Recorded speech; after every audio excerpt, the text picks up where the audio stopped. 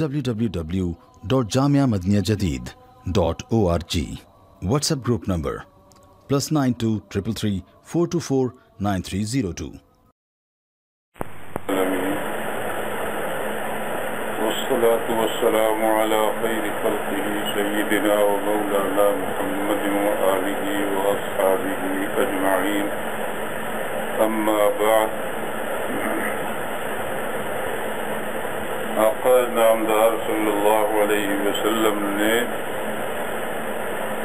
مسلمان کی شان بتلائی ہے کہ اس کا حال یہ ہونا چاہیے: المسلم من سلم المسلمون من لسانه ویده. مسلمان وہ ہے کہ دوسرے مسلمان اس کی زبان اور اس کے ہاتھ سے محفوظ رہیں.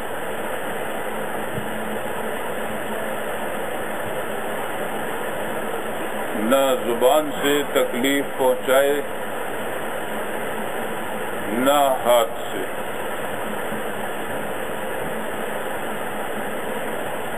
حدیث شریف میں زبان کا لفظ پہلے ہے، ہاتھ کا لفظ بعد میں،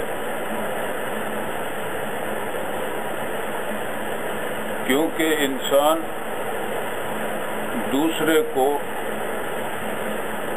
ہاتھ سے تکلیف پہنچا دے، اس پر کسی کو قدرت ہوتی ہے، کسی کو نہیں ہوتی. کوئی زیادہ مضبوط آدمی ہے تو کمزور آدمی اس پہ ہاتھ کیسے اٹھا سکتا ہے، کیسے اسے ہاتھ سے تکلیف پہنچا سکتا ہے؟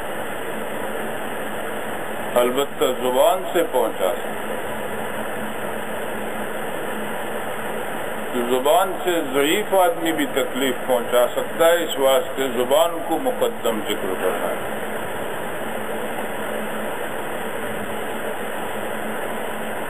دوسری بات یہ ہے کہ زبان سے تکلیف پہنچانے نہ پہنچانے کی طرف توجہ نہیں ہوتی انسان.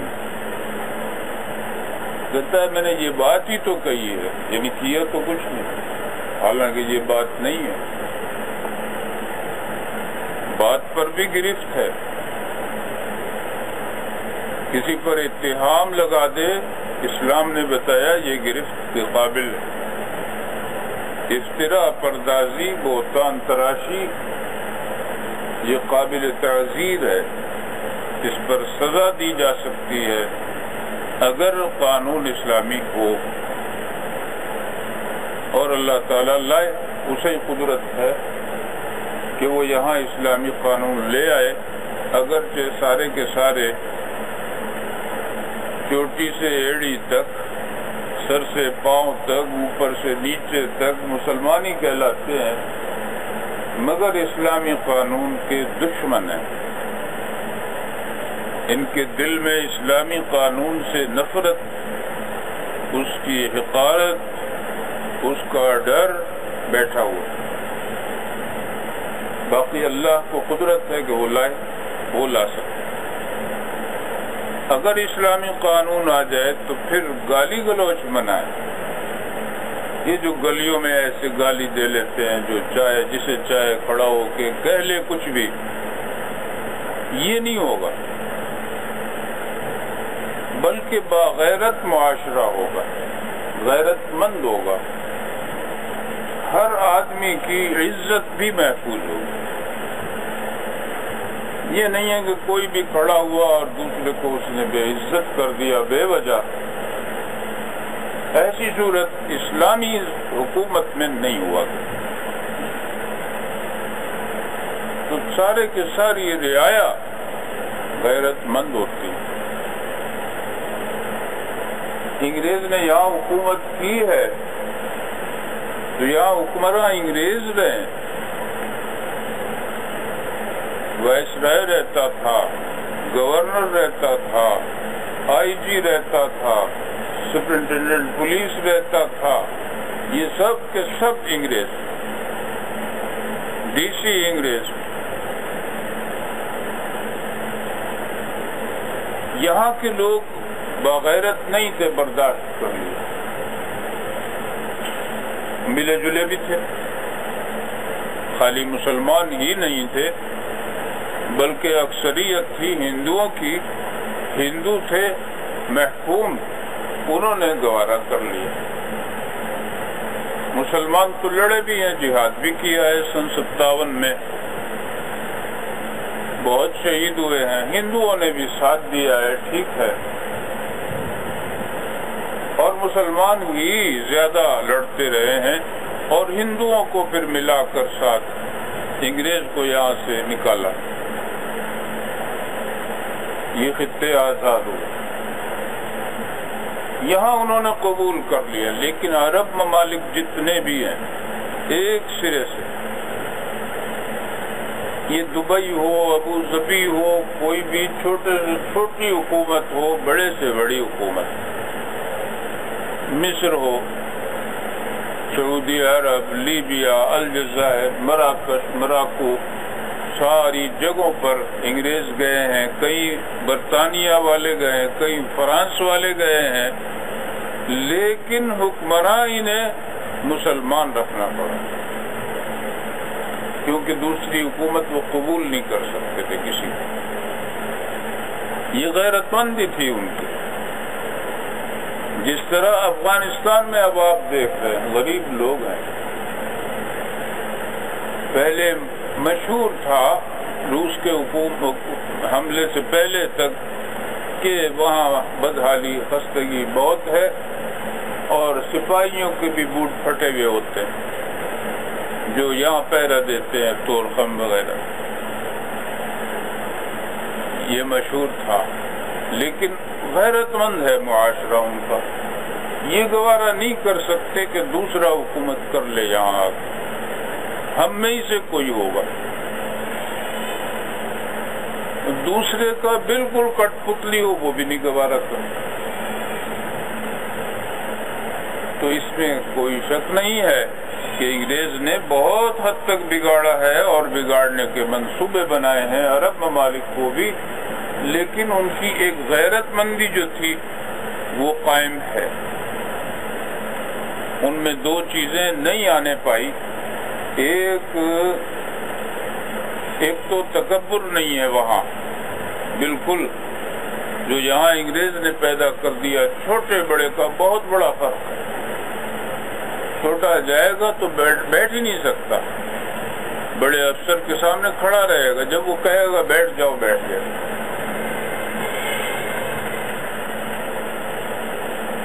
اور اسلام نے ان چیزوں کو مٹایا تھا، عرب میں نہیں ہے یہ سلسلہ. چھوٹا بڑے کے پاس چلا جاتا ہے، بڑا چھوٹے کے پاس چلا جاتا ہے. اور عراق سے آئے تھے ایک صاحب، وہ تو بتاتے تھے کہ یہ بھی نہیں ہوتا کہ وہ جو فائل ہے اس کے لیے الگ پین ہو، چپراسی ہو پہنچانے کے لیے یہاں سے وہاں، بلکہ جب افسر کے پاس دستخطوں کی ضرورت ہوگی تو نچلے والا چلا جائے گا وہاں، اور جب وہ دستخط کر لے گا تو خود ہی پہنچا جائے گا. یہ ضروری نہیں ہے کہ یہی جائے وصول کرنے دستخط ہو گئے ہوں گے اب میں جا رہا ہوں یا کھڑا رہے یا کچھ ہو، بلکہ جب وہ دستخط کر لے تو قاعدہ یہ ہے کہ وہ خود پہنچا ہے، وہ اس کا افسر. تو ایک وہاں تکبر نہیں ہے سرے سے عرب لوگوں میں. خال خال کوئی ہو جائے آدمی تو وہ اپنی ذات کی بات ہے اس کی، عموماً بات. اور دوسرے شرک نہیں ہے، دونوں چیزوں سے وہ خالی. تو اس زبان پر کنٹرول کرنا نہ کرنا آپ کی سمجھ میں نہیں آ سکتا کہ کیا فائدہ ہے، کیونکہ آپ جو پلے بڑے ہیں یا دیکھا ہے ہم نے معاشرہ، وہ دیکھا ہی ہے کہ گالیاں دے دیتے، ماں باپ اولاد کو دیتے رہتے ہیں، استاد شاگردوں کو دیتے رہتے ہیں، کارخانوں میں دیتے ہیں، ٹریننگ میں دیتے ہیں. تو یہ لوگ ایسے پیدا ہوئے کہ جن میں غیرت کی کمی ہے. کوئی کچھ کہہ دے تو انہیں پرواہ نہیں ہوگی. جو آدمی ان چیزوں کا عادی ہو اسے گالی پڑ جائے تو کہے گا کیا بات ہوئی، گالی تو دی. لیکن اگر گالی کا عادی نہ ہو تو اس کو رات کو نیند نہیں آئے گی کہ میرے ساتھ یہ حادثہ گزرا ہے کہ ایسی بات کیوں ہوئی. زمین آسمان کا فرق ہوتا ہے. تو ہم یہ سمجھتے ہیں کہ زبان کوئی چیز نہیں ہے خاص. آقا نامدار صلی اللہ علیہ وسلم نے فرمایا کہ اس پر تو بڑا مدار ہے، اور ضعیف آدمی قوی آدمی کو تکلیف پہنچا سکتا ہے زبان سے، گو ہاتھ سے نہ پہنچا سکتا. اور زیادہ کام جو ہوتے ہیں ہاتھ سے نہیں ہوتے، زبان سے ہوتے ہیں. اور امام راضی رحمۃ اللہ علیہ نے ایک عجیب بہت اچھا نکتہ لکھا ہے. وہ یہ فرماتے ہیں کہ انسان کام ہاتھ پاؤں سے کرے گا تھک جائے گا، دماغ سے کرے گا تھک جائے گا، اور 6 گھنٹے 8 گھنٹے 15 گھنٹے بولتا جائے گا. زبان ایسی چیز ہے یہ نہیں تھکتی. دماغ تھکا ہوا محسوس ہوگا، کبھی یہ نہیں کہے گا کہ میری زبان بھی تھک گئی ہے، میری زبان گھس گئی ہے. وہ کہتے ہیں ایسی چیز بنائی ہے خدا نے، اس کے اعصاب ایسے بنائے ہیں کہ یہ نہیں تھکتے. تو بظاہر یہ ہے کہ کچھ بھی نہیں ہے، لیکن شریعت کی نظر میں بہت کچھ ہے، اور حقیقتاً بہت کچھ ہے. کسی کو کوئی ایسی گالی دے دیتا ہے جس میں اس کے نسب پر حرف آتا ہے تو اسے تو پکڑ لیا جائے گا، اس سے پوچھا جائے گا، اس کو سزا دی جائے گی. معلوم ہوا کہ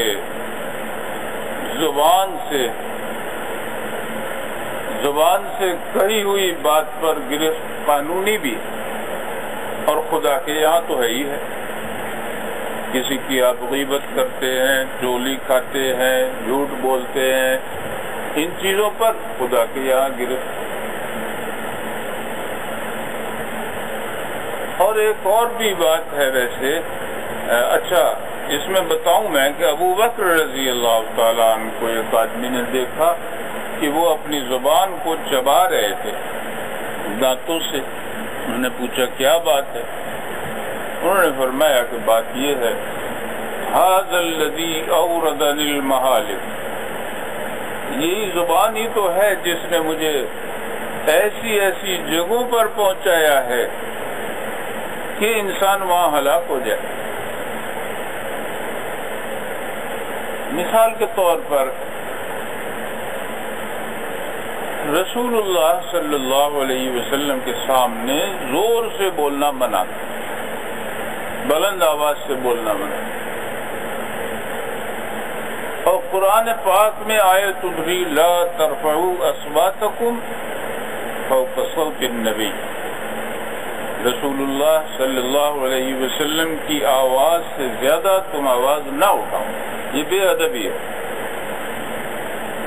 ولا تجہروا له بالقول کجہر بعضکم لبعض، آپس میں جیسے زور زور سے بولتے ہو اس طرح بھی گفتگو نہ کرو کبھی. نقصان یہ ان تحبط اعمالکم وانتم لا تشعرون، کہ تمہارے عمل حبط ہو جائیں، بیکار جائیں، اور تمہیں پتہ بھی نہ چلے. تو احباط جو ہے، احباط اعمال کا حبط ہو جانا، اس کے درجے ہیں. ایک درجہ حبط کا جو سب سے زیادہ خطرناک ہے وہ یہ ہے کہ کوئی بات ایسی ہو جائے جس کے نتیجے میں ایمان سلب ہو جائے، معاذ اللہ، ایمان ہی سے نکل جائے انسان. تو صحابہ کرام تو ڈر گئے، اور حضرت ثابت ابن قیس ابن شماس ہیں تو وہ خطیب تھے رسول اللہ صلی اللہ علیہ وسلم. قد ان کا دراز نہیں تھا، پستہ پست تھے، مگر زبان نہایت فصیح. آواز بہت بڑی مجمع تک پھیل جائے اور قوت گفتگو دلائل سے بات کرنے کا نہایت عمدہ سلیقہ، تو وہ تھے خطیب رسول اللہ صلی اللہ علیہ وسلم۔ جب ضرورت پڑتی تھی کوئی باہر سے لوگ آئیں تو شاعری اور فصاحت بلاغت اس طرف ان کی بڑی توجہ تھی، تو وہ تیاری کر کے آتے۔ یہاں کوئی مجمع ہو، اس میں تقریر کوئی کرے گا، باہر سے آنے والا وقت، تو اس کے جوابی تقریر کے لیے یہ تھے حضرت ثابت رضی اللہ۔ آواز ہی ان کی ڈبل تھی، جب وہ بولتے تھے تو اس طرح۔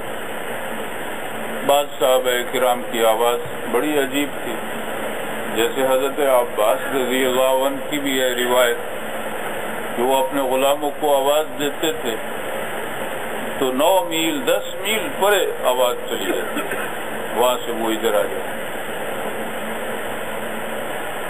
بعض حضرات کو اللہ نے یہ چیز عطا کی ہے اور یہ بڑھتی بھی ہے۔ قرآن پاک کی آیت ہے یزید فی الخلق ما یشاء، اس میں پڑھا گیا یزید فی الحلق ما یشاء، تو آواز جو ہے وہ بڑھتی بھی ہے، بڑھایا جائے تو۔ اس زمانے میں لاؤڈ اسپیکر تھے ہی نہیں، تو بڑھاتے ہوں گے، کوشش کرتے ہوں گے، بڑھ جاتی ہوگی آواز۔ مگر ان کو جب یہ آیت اتری کہ رسول اللہ صلی اللہ علیہ وسلم کی آواز سے زیادہ آواز نہ اٹھاؤ، تو وہ کہنے لگے میری تو آواز ہی ایسی ہے۔ بہت ڈرے، اور اتنے ڈرے کہ روتے رہے اور گھر ہی میں بیٹھ گئے کہ میرے تو اعمال سارے ختم ہی ہو گئے ہوں۔ رسول اللہ صلی اللہ علیہ وسلم نے دریافت فرمایا کہ مجھے وہ نظر نہیں آئے، کہاں ہیں؟ تو صحابہ کرام نے معلوم کیا، معلوم ہوا کہ وہ تو گھر میں ہیں، اس دن سے جس دن سے یہ آیت اتری ہے گھر میں ہیں اور روتے رہتے ہیں، اور یہ کہتے ہیں کہ میری آواز تو ڈبل تھی، تو ڈبل آواز ہو تو وہ تو زیادہ ہی ہوگی، تو میرا انجام کیا ہو؟ تو رسول اللہ صلی اللہ علیہ وسلم نے ان کو پیغام بھیجا، بہت اچھا پیغام، کہ لکنک منہم یا لست منہم، اور یہ فرمایا کہ تم من اہل الجنہ ہو، تم تو جنتی ہو، ان میں تم نہیں داخل۔ تو پھر وہ آتے رہے۔ یہ کیسے ہے آواز کا تعلق بھی زبانی سے، حلقی سے، تو یہ نہ تھکتی ہے، اور جو بھی کام ہوتے ہیں بہت اس سے ہوتے ہیں۔ تو حضرت ابو بکر رضی اللہ عنہ اور حضرت عمر بھی جہیر الصوت تھے، ابو بکر رضی اللہ عنہ بلکہ حضرت عمر رضی اللہ عنہ جہیر الصوت، انہوں نے پابندی کی کہ اس کے بعد وہ بڑی ہلکی آواز سے بولتے ہیں۔ بعض دفعہ پوچھنا پڑتا تھا کہ دوبارہ دہرائیں کیا بات کی، اتنی احتیاط انہوں نے کی۔ تو ابو بکر رضی اللہ عنہ اسی طرح کی چیزوں کو دیکھتے ہوئے فرماتے ہیں کہ ھذا الذی اوردنی المہالک، زبانی تو وہ ہے کہ جس نے مجھے بہت سی ہلاکتوں کی جگہ پہنچائی۔ ہاں یہ الگ بات ہے، خدا نے بچا لی، کہ زبان کا مقدم کرنا اس لیے کہ اس سے بہت زیادہ کام ہوتے ہیں، توجہ ادھر جاتی ہے، اور اصلاح کا بھی تعلق ہے، فساد کا بھی تعلق ہے۔ اچھا، اب یہ ہے مثال کے طور پر ایک حاکم اعلیٰ ہے، اب وہ جا کے گلی گلی کسی کے چپت تو نہیں مارتا، گھر گھر تو نہیں پھرتا بھاگا ہوا، دوڑ پیچھا کرتا ہوا، زبان سے ایک جملہ کہہ دیتا ہے، حکم نافذ کر دیتا ہے، خیر کے بجائے شر کا، خدا کے بجائے اپنے نفس کا۔ یہ کام کیسے کیا؟ زبان سے کیا، زبان سے حکم دیتا ہے، املا لکھاتا ہے، بولتا ہے، اور وہ شارٹ ہینڈ والا لکھ کر ٹائپ کر کے لا دیتا ہے. زبانی سے کیا کام، اپنے ہاتھ سے ہر وقت تھوڑا ہی لکھتا رہتا ہے. ہاتھ سے تو دستخط ہی کرنے پڑتے ہیں. باقی تو سب کام جو چل رہے ہیں دنیا میں وہ اسی زبان سے ہی چل رہے ہیں. وہ بول رہا ہے، وہ لکھ رہے ہیں. اور بھی طریقے ہو گئے کہ وہ سب ٹیپ کر دیتے ہیں کہ یہ کرنا ہے اور یہ کرنا ہے اور یہ کرنا ہے، اور دوسرا ملازم آتا ہے، وہ ٹیپ سنتا ہے، نقل کر لیتا ہے. تو زبان کا مقدم فرمانا رسول اللہ صلی اللہ علیہ وسلم کا یہ اعجاز ہے، اور حدیث کی خوبی ہے، فصاحت و بلاغت کی بہت بڑی خوبی ہے. تو آقا انعامدار صلی اللہ علیہ وسلم نے منع فرمایا ہے کہ مسلمان کی شان یہ نہیں ہے کہ اس کی زبان یا اس کے ہاتھ سے کسی دوسرے کو تکلیف پہنچے، بلکہ وہ ہے صحیح معنی میں مسلمان کہ جس کے بارے میں لوگوں کا یہی گمان ہو کہ نہ اس کے ہاتھ سے تکلیف پہنچے گی ہمیں، نہ اس کے زبان سے تکلیف پہنچے. اللہ تعالی ہم سب کو اعمال صالحہ کی توفیق عطا کرے اور آخرت میں رسول اللہ صلی اللہ علیہ وسلم کا ساتھ نصیب کرے. www.jamiamadiniyajadid.org WhatsApp group number +92 333 424 9302